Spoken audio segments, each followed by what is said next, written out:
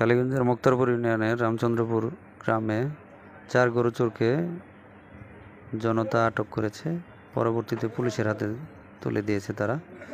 এর মধ্যে কিছু চোর সেখান থেকে পালিয়ে গেছে। তো গরু চোর আসলে মানুষের যে গরু চুরি করে অসহায় মানুষ আসলে গরু লালন পালন করে সেখান থেকে স্বাবলম্বী হওয়ার একটা পথ, সেই পথ বন্ধ হয়ে যাওয়ার মতো উপক্রম এই গরু চোরদের জন্য। আসলে গরু চোরের প্রকৃত বিচার হওয়া উচিত, যদিও আমাদের দেশে যথাযথ বিচার হয় না, কারণ আইনের ফাঁক ফোকর দিয়ে তারা বের হয়ে যায়। তো গরু চোরদের যদি যথাযথ বিচার হতো তাহলে কিন্তু এই সমাজ থেকে চোর আসলে চুরি কমে যেত।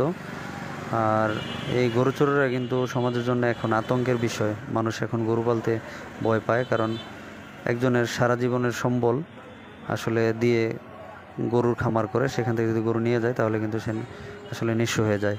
তো তথাপি গরু চোরদের যথাযথ শাস্তি হবে।